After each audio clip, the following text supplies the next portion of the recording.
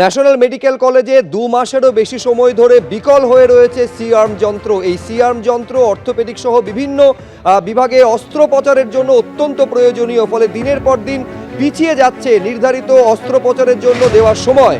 আরো বিস্তারিত সন্দীপ সরকার আমাদের প্রতিনিধি এই নিয়ে বলতে পারবেন। সন্দীপ, দেখো, অক্টোবর মাস থেকে খারাপ হয়ে পড়ে রয়েছে সি-আর্ম যন্ত্র ন্যাশনাল মেডিকেল কলেজের অর্থোপেডিক ওটিতে। এবং এই সি-আর্ম যন্ত্রটি মূলত অর্থোপেডিকের নানান অপারেশন, এর পাশাপাশি ইউরোলজি এবং নেফ্রোলজি বিভাগের বিভিন্ন অপারেশনের ক্ষেত্রেও প্রয়োজন পড়ে বলে হাসপাতাল সূত্রে খবর। গত অক্টোবর মাস থেকে খারাপ হয়ে যাবার পরে বিভাগীয় প্রধান যিনি আছেন, বিভাগীয় প্রধানের তরফে 2টি চিঠি পাঠানো হয় হাসপাতালের উপাধ্যক্ষকে। একটি চিঠি পাঠানো হয়েছিল অক্টোবর মাসের 18 তারিখে, আরেকটি চিঠি পাঠানো হয়েছিল নভেম্বর মাসের 5 তারিখে। 2টি চিঠিতেই তিনি উল্লেখ করেছিলেন যে এই অর্থোপেডিক ডিপার্টমেন্টের সি-আর্ম যন্ত্র খারাপ রয়েছে, যার ফলে অপারেশন করা যাচ্ছে না এবং সেই সংশ্লিষ্ট বিভাগের রোগীদের রেফার করে দিতে হচ্ছে অন্য হাসপাতালে। দ্রুত যাতে হাসপাতাল কর্তৃপক্ষ পদক্ষেপ করেন, কিন্তু অভিযোগ যে তারপরেও পদক্ষেপ করা হয়নি এবং শেষমেশ বিকল্প ব্যবস্থা হিসেবে একটা স্টপ গ্যাপ ব্যবস্থা সিদ্ধান্ত নিয়েছে কলেজ কর্তৃপক্ষ। তারা সিদ্ধান্ত নিয়েছে যে জরুরি বিভাগের যে ওটি রয়েছে সেই ওটিতে আরেকটি সি-আর্ম আছে, সেই ওটি জরুরি বিভাগের সি-আর্ম যন্ত্র দিয়ে আপাতত কাজ চালানো হচ্ছে অর্থোপেডিক বিভাগে। জরুরি বিভাগের সি-আর্ম যন্ত্র তুলে নেওয়া হয়েছে।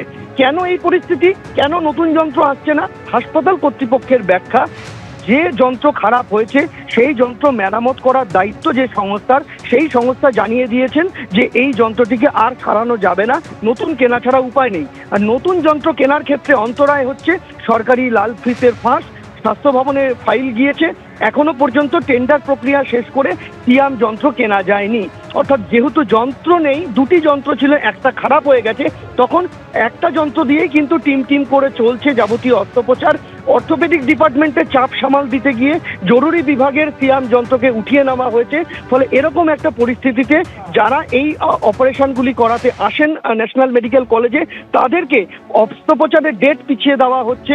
কারোর ক্ষেত্রে এমনও আমরা দেখেছি যে 1-1.5 মাস ডেট পিছিয়ে দেওয়া হয়েছে, 1-1.5 মাস পর আসতে বলা হয়েছে অপারেশন করাতে। সুব্রজিৎ, ধন্যবাদ সন্দীপ।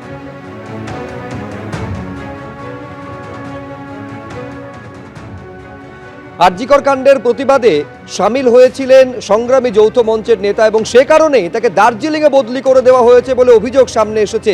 আরজিকর কাণ্ডের প্রতিবাদে সামিল হওয়ার জন্য সংগ্রামী যৌথ মঞ্চের নেতাকে কলকাতা থেকে দার্জিলিংয়ে বদলি করে দেওয়া হয়েছে বলে অভিযোগ সামনে এসেছে। এবার এই নির্দেশিকার উপরে অন্তর্বর্তী স্থগিতাদেশ দিয়েছে স্টেট অ্যাডমিনিস্ট্রেটিভ ট্রাইব্যুনাল। নবান্ন অভিযানে সামিল হওয়ায় সংগ্রামী যৌথ মঞ্চের নেতা সুবীর সাহাকে বদলি করা হয় বলে অভিযোগ, যার উপর স্টে দিয়েছে, ইন্টারিম স্টে দিয়েছে স্যাট।